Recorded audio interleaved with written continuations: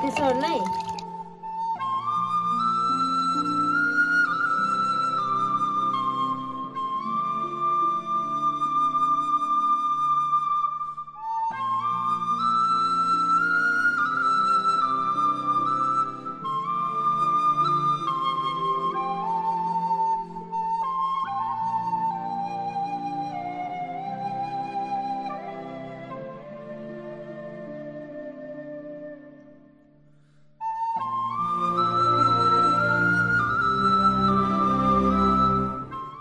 बुङमा म बुवा घुमिरहेको छु है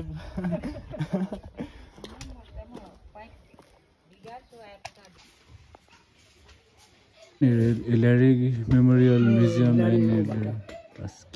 केयर सेन्टर ए यस्तो रहेछ हजुर ए हजुरको रुम ए वा ए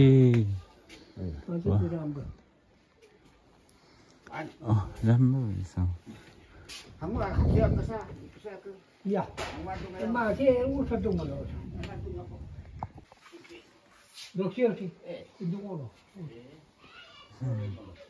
Bapak hotel. Oh, kau lain tahu di sana. Oh, maksud saya kalau kau mau pikir. यो चाहिँ एडमन्ड हिलारीले बनाउनु भएको हिलारी चाहिँ पहिला चाहिँ ऊ भएको 1989 मा 1989 मा बनाउनु भएको हजुर त्यस्तो रहेछ है हजुर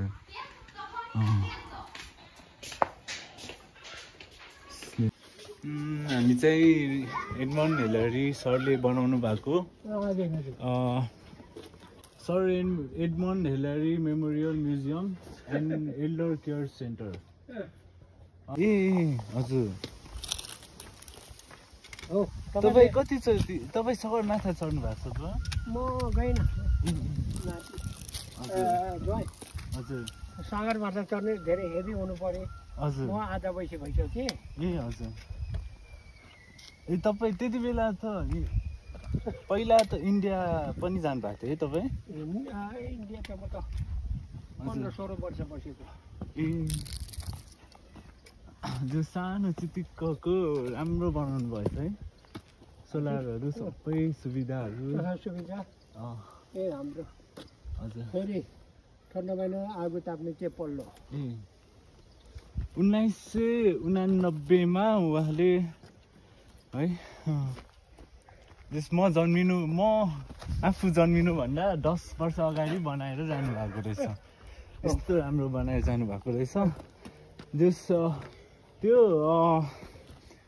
संरक्षण गरेर राख्नु भएको छ है राम्ररी संरक्षण गरेर राख्नु भएको छ यताको हाम्रो बजारै है हजुर ए यो चाहिँ बजार हाटखोला हजुर यो चाहिँ कुन दिन लाग्छ बजार चाहिँ शनिबार मात्र लाग्छ है पर्सि नाम फेरि चौकी यहाँ बस्छ ए यो एभरेस्ट ब्याङ्क रहेछ त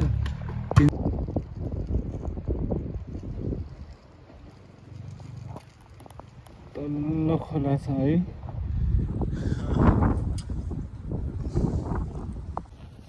हेलो बुवा र म चाहिँ घुम्न आएको हजुर यो पार्क कोलम पार्क फन पार्क रहेछ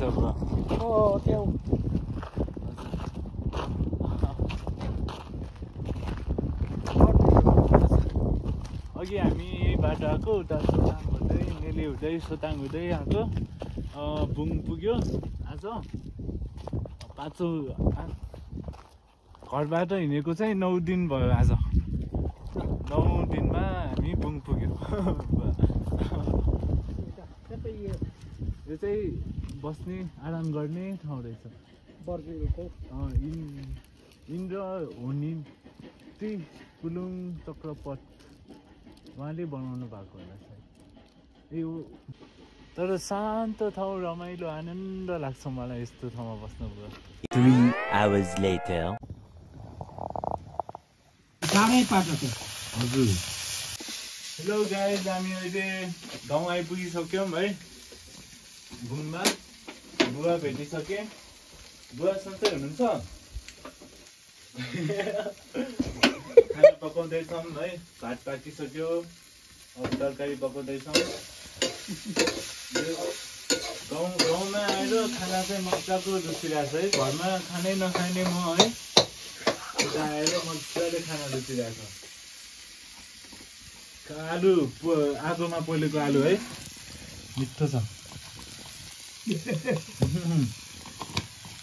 यहाँ त यस्तै छ है आगो बाल्दै पकाउँदै खान्छौँ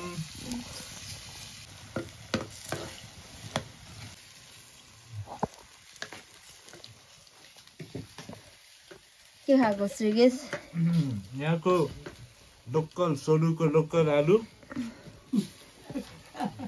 पोल्दै खाएको है साह्रै मिठो छ है यहाँको आलु अनि बुवा एक्लै बस्दा रमाइलो छ कि हामी